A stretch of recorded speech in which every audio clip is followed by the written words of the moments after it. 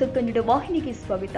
ಕಳೆದೆರಡು ದಿನಗಳ ಹಿಂದೆ ದೇಶದ ರಾಜಧಾನಿ ದೆಹಲಿಯ ಕೆಂಪುಕೋಟೆ ಬಳಿ ಉಗ್ರರಿಂದ ಕಾರ್ ಬ್ಲಾಸ್ಟ್ ಆಗಿರುವ ಪ್ರಕರಣ ಗಮನಿಸಿದ್ರೆ ಕೇಂದ್ರದ ಗುಪ್ತಚರ ಇಲಾಖೆ ಹಾಗೂ ಭದ್ರತಾ ವೈಫಲ್ಯಕ್ಕೆ ಕನ್ನಡಿಯಾಗಿದೆ ಅಂತ ಪಶುಸಂಗೋಪನಾ ಹಾಗೂ ರೇಷ್ಮೆ ಸಚಿವ ಕೆ ವೆಂಕಟೇಶ್ ಚಾಮರಾಜನಗರದಲ್ಲಿ ತಿಳಿಸಿದರು. ಚಾಮರಾಜನಗರದ ಜಿಲ್ಲಾಡಳಿತ ಭವನದಲ್ಲಿ ಸಚಿವರ ನೇತೃತ್ವದಲ್ಲಿ ನಡೆಯುವ ಕೆಡಿಪಿ ಸಭೆಗೆ ಭಾಗವಹಿಸುವ ಮುನ್ನ ಮಾಧ್ಯಮದವರೊಂದಿಗೆ ಮಾತನಾಡಿ, ದೆಹಲಿಯ ಕೇಂದ್ರ ಸ್ಥಾನದಲ್ಲಿ ಕಾರ್ ಬ್ಲಾಸ್ಟ್ ಆಗಿರುವುದು ನಿಜಕ್ಕೂ ದುರಂತವೇ ಎನ್ನಬಹುದು. ಕೇಂದ್ರ ಸರ್ಕಾರ ಕೂಡಲೇ ಈ ಪ್ರಕರಣದ ಬಗ್ಗೆ ಉನ್ನತ ಮಟ್ಟದಲ್ಲಿ ತನಿಖೆ ನಡೆಸಿ ತಪ್ಪಿತಸ್ಥರನ್ನ ಬಂಧಿಸಿ ಶಿಕ್ಷೆಗೆ ಒಳಪಡಿಸಬೇಕು ಅಂತ ಆಗ್ರಹಿಸಿದರು. ಬಿಹಾರ ರಾಜ್ಯದಲ್ಲಿ ನಡೆದಿರುವ ಸಾರ್ವತ್ರಿಕ ಚುನಾವಣೆಯಲ್ಲಿ ಕಾಂಗ್ರೆಸ್ ನೇತೃತ್ವದ ಇಂಡಿಯಾ ಕೂಟವು ಹೆಚ್ಚಿನ ಬಹುಮತ ಬರುತ್ತೆ. ಎನ್ಡಿಎ ಹಾಗೂ ಇಂಡಿಯಾ ಮೈತ್ರಿಕೂಟಕ್ಕೆ 10 ರಿಂದ 15 ಸ್ಥಾನಗಳ ಅಂತರ ಬರಬಹುದು. ಮತ ಎಣಿಕೆಯ ಬಳಿಕ ನಿಖರ ಫಲಿತಾಂಶ ಸಿಗುತ್ತೆ ಅಂತ ಸಚಿವ ಕೆ ವೆಂಕಟೇಶ್ ಹೇಳಿದ್ದಾರೆ.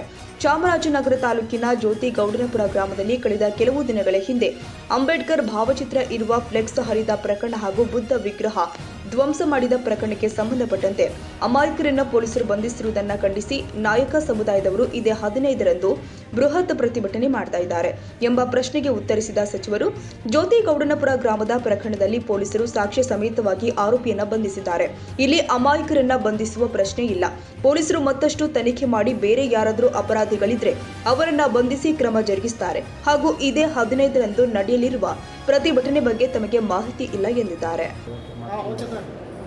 ಸರ್, ಈಗ ದೆಹಲಿಯ ಕೆಂಪುಕೋಟೆಯಲ್ಲಿ ಬಾಂಬ್ ಬ್ಲಾಸ್ಟ್ ಆಗಿದೆ. ಎಲ್ಲೋ ಒಂದು ಕಡೆ ಸೆಂಟ್ರಲ್ ಇಂಟೆಲಿಜೆನ್ಸ್ ಫೇಲ್ಯೂರ್ ಅಂತ ಅನಿಸ್ತಾ ಇಲ್ವಾ ಸರ್? ಹೇಳೋದು ಸತ್ಯನೇ ಇದೆ. ಇಂಟೆಲಿಜೆನ್ಸ್ ಫೇಲ್ ಅಂತಿದ್ರೆ ಗೊತ್ತಾಗುತ್ತಲ್ಲ. ಅದು ಎಲ್ಲೋಕ್ಕೆ ಅದು ಕೆಂಪುಕೋಟೆ ಹತ್ರ ಅವರು ಬಾಂಬ್ ಮಾಡ್ಯಾರ, ಬೇರೆ ಕಡೆ ಅಥವಾ ಸಿಟಿ ಹೊರಗಡೆ ಮಾಡಿದರೆ ಅದು ಅಂತಾರೆ. ಸಿಟಿ ಮಧ್ಯದಲ್ಲಿ ಮಾಡಿದ್ದಾರೆ. Definitely it's A failure. Sir, ಬಂಧಿತ ಶಂಕಿತ ಉಗ್ರರೆಲ್ಲರೂ ಕೂಡ ವೈದ್ಯ ವೃತ್ತಿಲಿರುವಂಥವ್ರು, ಎಲ್ಲೋ ಒಂದು ಕಡೆ ಎಜುಕೇಟೆಡ್ಗಳೇ ಈ ರೀತಿಯಾಗಿ ಹೋಗ್ತಾ ಇದ್ದಾರೆ ಅಂತ ಹೇಳಿ ಎಲ್ಲಿ ಹೋಗ್ತಾ ಇದೆ ಸಮಾಜ ಅಂತ. ಯಾರೋ ಪಾಪ ಹೊಟ್ಟೆ ಇಲ್ದವರು ಏನೋ ಕಷ್ಟದಲ್ಲಿರೋರು ಏನೋ ಮಾಡ್ತಾರೆ, ಅವರ ಅದಕ್ಕೋಸ್ಕರ ಅವರು ಅಂತಾರೆ. ಇಂಥ ವಿದ್ಯಾವಂತರು, ಇಂಜಿನಿಯರ್ಗಳು, ಡಾಕ್ಟ್ರುಗಳು ಇದನ್ನು ಮಾಡಲಿಕ್ಕೆ ಇಂಥದ್ದು ದೇಶದ ದುರಂತ ಇದೆ. ಅವ್ರು ದೇವ್ರು ಏನು ಬುದ್ಧಿ ಕೊಟ್ಟಿದ್ದಾನೋ ಏನೋ ಅರ್ಥ ಆಗ್ತಾ ಇಲ್ಲ.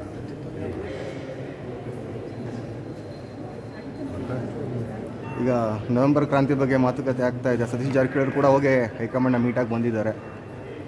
ಹೈಕಮಾಂಡ್ ಮೀಟರ್ ಮಾಮೂಲಿ ಎಲ್ಲರೂ ಮಾಡ್ತಾರೆ, ಇದಕ್ಕೆ ಹೋಗ್ತಾರೆ ಅಂತ ಹೆಂಗೆ ಹೇಳೋಕ್ಕಾಗುತ್ತೆ? ಬಟ್ BJP ಪೋರ್ಟ್ರೇ ಮಾಡ್ತಾ ಇದ್ದಾರಲ್ಲ ಸರ್. BJP ಅವ್ರು ಮಾಡ್ತಾರೆ, BJP ಅವ್ರು ಮಾಡ್ತಾ ಇದ್ದೀರಿ, ನೀವು ಮಾಡ್ತಾ ಇದ್ದೀರಿ, TV ಮಾಧ್ಯಮದವ್ರು ಮಾಡ್ತಾ ಅವ್ರು ಹೇಳಿದ್ದಕ್ಕೆ ಅದನ್ನು ತೋರಿಸ್ತಾ ಇದ್ದೀವಿ. ಏನು ಪೇಪರ್ ಎಲ್ಲ ದಿನ ಅದೇ ಸುದ್ದಿ, ಬೇರೆ ಸುದ್ದಿನೇ ಇಲ್ಲ. ನೀವೇ ಮಾಡ್ತಾ ಇರೋದು. ಹೈಕಮಾಂಡ್ ಇರೋದು ನಮಗೋಸ್ಕರ ಅಲ್ಲ, ಹೋಗ್ತಾರೆ ಭೇಟಿ, ಅದೇ ಉದ್ದೇಶಕ್ಕೇನೋ ಬೇರೆ ಬೇರೆ ಉದ್ದೇಶಕ್ಕೆ ಏನೋ ಇತ್ತು, ಏನೋ ಭೇಟಿ ಮಾಡ್ತಾರೆ. ಭೇಟಿ ಇದೇ ಉದ್ದೇಶಕ್ಕೆ ಭೇಟಿ ಮಾಡ್ತಾರೆ ಅಂತ ಹೆಂಗೆ ಹೇಳೋಕ್ಕಾಗುತ್ತೆ? ಅಕಸ್ಮಾತ್ ಇದೇ ಉದ್ದೇಶಕ್ಕೆ ಭೇಟಿ ಮಾಡಿದ್ರೆ ಏನು ಮಾಡೋಕ್ಕಾಗುತ್ತೆ? ಏನೋ ಅವ್ರ ಅಭಿಪ್ರಾಯಗಳು ಹೇಳಿ ಬರ್ತಾರೆ ಅಷ್ಟೇ. ನಾನು ನನ್ನ ಕೇಳಿದ್ರೆ ನಾನೇ ಹೇಳೋದಕ್ಕೆ ನಮ್ಮ ಅಭಿಪ್ರಾಯ ಇರ್ತೀವಿ, ಹಂಗೆ ಆ ಥರ. ಸರ್, ಈಗ ಜ್ಯೋತಿಗೌಡನಪುರದಲ್ಲಿ ಒಂದು ಇಶ್ಯೂ ಆಯಿತು ಸರ್. ಅಂಬೇಡ್ಕರ್ ಬ್ಯಾನರ್ ಮತ್ತು ಬುದ್ಧನ ಪುತ್ಥಳಿ ಹೊಡೆದಾಕಿದ ಪ್ರಕರಣಕ್ಕೆ ಸಂಬಂಧಪಟ್ಟಂಗೆ ಈಗ ವಾಲ್ಮೀಕಿ ಸಮುದಾಯದವರು ನೇರವಾಗಿ ಆರೋಪ ಮಾಡ್ತಾ ಇದ್ದಾರೆ. ಬೇಕಂತಲೇ ಪೊಲೀಸ್ ಇಲಾಖೆಯವರು ಬೇರೆ ವ್ಯಕ್ತಿನ ಕರ್ಕೊಂಡೋಗಿ ಸಾಕ್ಷಿಯನ್ನಾಗಿ ಬಲವಂತ ಒಪ್ಕೊಳ್ಳೋಕ್ಕೆ 3rd ಡಿಗ್ರಿ ಟ್ರೀಟ್ಮೆಂಟ್ ಕೊಟ್ಟಿದ್ದಾರೆ ಅಂತ. ಈಗ ನಾನು ಎಷ್ಟರ ಹತ್ರ ಮಾತಾಡ್ತಾರೆ, ಅವರು ಎಲ್ಲ ಸಾಕ್ಷ್ಯಾಧಾರ ಆಧಾರ ಇಟ್ಕೊಂಡೇ ಮಾಡಿದ್ದಾರೆ. ಸುಮ್ಮನೆ ಎಲ್ಲರೂ ಅಮಾಯಕರನ್ನು ತಗೊಂಡು ನಾವು ಜೈಲಿಗೆ ಹಾಕೋಕ್ಕಾಗಲ್ಲ. ಸಾಕ್ಷ್ಯಾಧಾರ ಎಲ್ಲ ಇಟ್ಕೊಂಡು ಎಲ್ಲ ಆಧಾರದ ಮೇಲೆ ಮಾಡಿ. ಅಲ್ಲ, ಅವ್ರ ಆರೋಪ ಈ ಥರ ಅಲ್ಲ ಸರ್. ಬೇರೊಬ್ಬನ ಕರ್ಕೊಂಬಂದು ಈತನೇ ಕೃತ್ಯ ಮಾಡಿದ್ದಾನೆ ಅಂತೇಳಿ ಒಪ್ಕೊ ಅಂತ ಹೇಳಿ ಸಾಕ್ಷಿಯನ್ನಾಗಿ ಪರಿವರ್ತಿಸೋ ಸಲುವಾಗಿ 3rd ಡಿಗ್ರಿ ಟ್ರೀಟ್ಮೆಂಟ್ ಹೇಳ್ಬೋದಪ್ಪ. ಪೊಲೀಸ್ನವರು ಅವ್ರ ಆಧಾರ ಎಲ್ಲ ಇಟ್ಕೊಂಡೇ ಮಾಡಿದ್ದಾರೆ.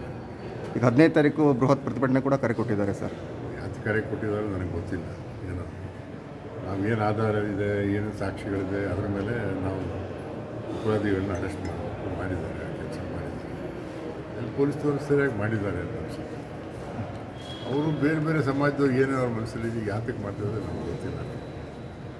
ಬಟ್ ಈಗ ಏನು ಯಾರೇ ಆದರೂ ಈಗ ಒಬ್ಬ ಬುದ್ಧನ ಪ್ರತಿಮೆ ಅದನ್ನು ಇದನ್ನು ಮಾಡಿದ್ದು ಅಥವಾ ಅಂಬೇಡ್ಕರ್ ಮಾಡಿ ತಪ್ಪೇ ಅಲ್ಬೋದು. ಏನು ಅದನ್ನು ಯಾವ ಸಾಕ್ಷ್ಯಾಧಾರ ಇಟ್ಕೊಂಡೇ ಮಾಡಿದ್ದಾರೆ. ಸರ್, CM ದೆಹಲಿ ಭೇಟಿಗೆ ಸಮಯ ನಿಗದಿಯಾಗಿದೆ, ಆದರೆ ರಾಹುಲ್ ಗಾಂಧಿ ಅವರು ಟೈಮ್ ಕೊಡ್ತಾ ಇಲ್ಲ ಅಂತ ಯಾಕೆ ಸರ್? ನಾನು ಹೇಳೋಕ್ಕಾಗುತ್ತಾ? ರಾಹುಲ್ ಗಾಂಧಿ ಯಾಕೆ ಟೈಮ್ ಕೊಡೋಕ್ಕಾಗಲ್ಲ? ಅಲ್ಲ, ಯಾಕೆ ನವೆಂಬರ್ ಕ್ರಾಂತಿ ಮಧ್ಯೆ ರಾಹುಲ್ ಗಾಂಧಿಯವರು ಅವ್ರು ಯಾತಕ್ಕೆ ಟೈಮ್ ಕೊಡ್ತಾ ಇದ್ದಾರೆ? ನಾನು ಸುಮ್ಮನೆ ನಂಬಿಕೆ ಏನು ಹೇಳೋಕ್ಕಾಗಲ್ಲ.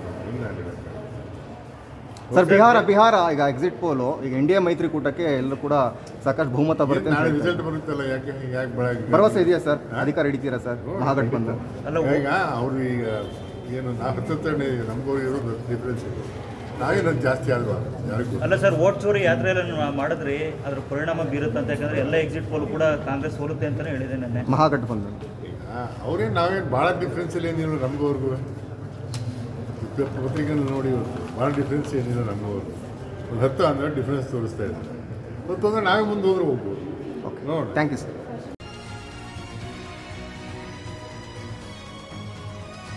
ತಾಜಾ ಸುದ್ದಿಗಾಗಿ MTV News 24/7ಗೆ ಸಬ್ಸ್ಕ್ರೈಬ್ ಮಾಡಿ ಮತ್ತು ಬೆಲ್ ಐಕಾನ್ ಅನ್ನು ಒತ್ತಿ. ತಪ್ಪದೇ ಲಿಂಕ್ ಶೇರ್ ಮಾಡಿ.